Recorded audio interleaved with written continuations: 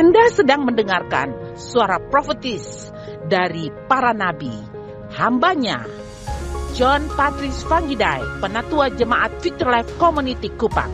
Dengarkanlah dan lakukanlah perintah Tuhan melalui para nabi, maka engkau akan berhasil. Selamat mendengarkan. Baik, saudara yang kasih, yang saya mau bagikan adalah tentang bagaimana kita menabur dalam benih kebangkitan. Baca bersama saya 2-3. Dari benih kebangkitan Tuhan lepaskan pelipat gandaan. Umat Tuhan, kita mempersiapkan diri untuk masuk dalam tanggal 5. Diawali tanggal 1, 2, dan 3. 4 kita rest sebentar. Tanggal 5 kita perayaan bersama-sama. Nah, di situ saudara yang kasih, yang pertama kita sedang berbicara tentang benih yang ditabur dalam Kristus itu menghasilkan kehidupan. Sebenarnya bisa kita bawa bentuk benda apa saja. Tetapi kenapa kita memakai uang atau keuangan? Karena uang itu sudah terwakili semua kehidupan. Ya, sekarang ini saudara, hampir tidak ada aspek kehidupan yang tidak memerlukan uang.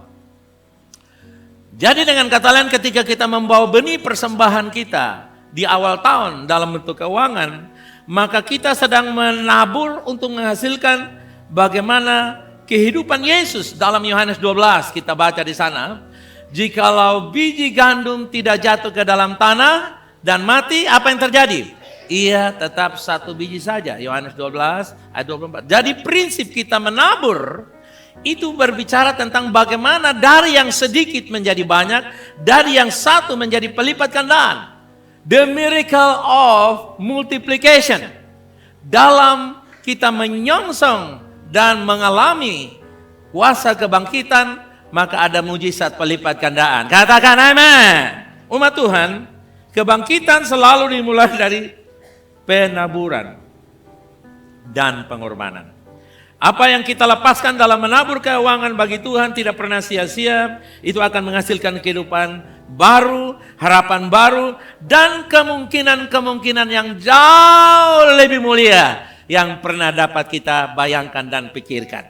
Percaya bahwa persembahan keuangan kita dalam menabur di musim kebangkitan Kristus tanggal 5 April mendatang akan menghasilkan mujizat pelipat gandaan. Semuanya katakan mujizat pelipat gandaan. Come on.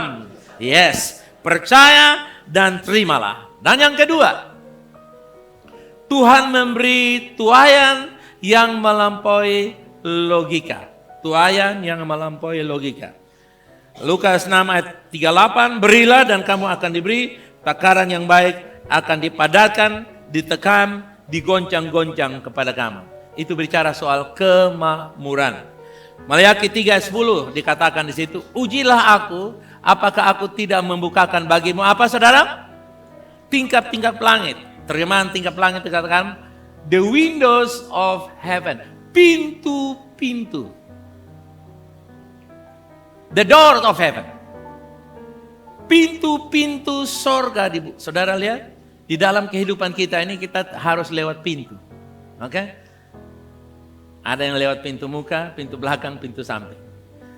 Tapi istilah pintu, kalau Anda temukan pintu, Anda temukan kehidupan. Makanya Yesus berkata, dia bilang apa saudara? I am the doors. Akulah pintu menuju kehidupan. Dan di dalam Maleakhi ditulis, ujilah aku. Bapak Ibu saudara yang kasih, kalau kita kaitkan ayat ini dengan kebangkitan, itu sangat luar biasa. Coba kita bayangkan.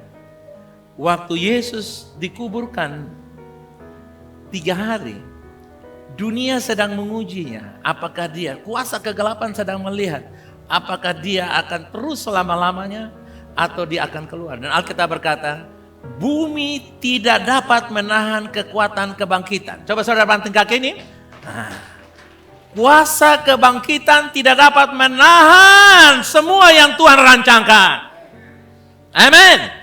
Karena itu saudara yang kasih, ujilah aku itu artinya Tuhan telah membuktikan bahwa lihat, bumi tidak dapat menahan aku, maut tidak dapat menahan aku. Maka engkau yang percaya, kamu akan melihat mujizat yang sangat luar biasa.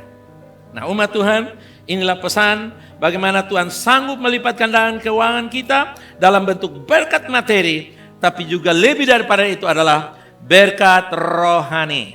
Umat Tuhan, kita akan dengan mudah bisa mengalami Tuhan nyata dalam kehidupan kita sehari-hari yang akan membawa kita ke arah kedewasaan penuh. Jadi tujuan apa yang kita kerjakan ini di ujungnya berakhir pada kedewasaan penuh.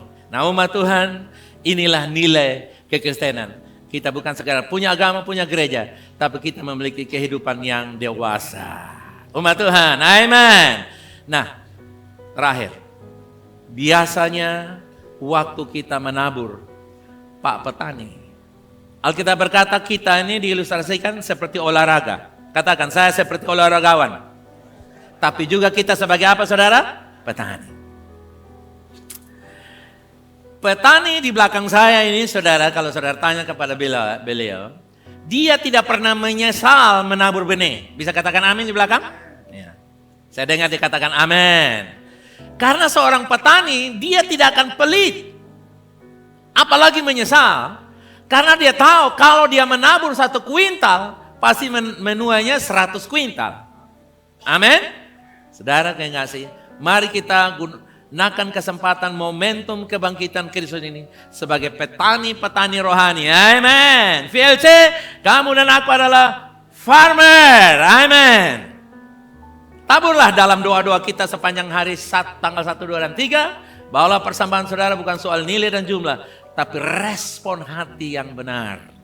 Ketika kita punya motivasi hati yang benar, lihat pintu surga terbuka bagi saya dan saudara. Saya deklarasikan tidak ada penghalang-penghalang menyongsong mengakhiri 2026 dalam bulan Maret. Penghalang dari kuasa kegelapan yang menahan-nahan sesuatu terjadi untuk kami terobosan di 1 April dan seterusnya. Saya buka dalam nama Yesus. Saya deklarasikan pintu terbuka dalam nama Yesus. Perjalananmu terbuka jalannya. Dan apa saja yang kau kerjakan menyongsong akhir bulan ini dan awal bulan mendatang, dibuatan Tuhan berhasil. Amin.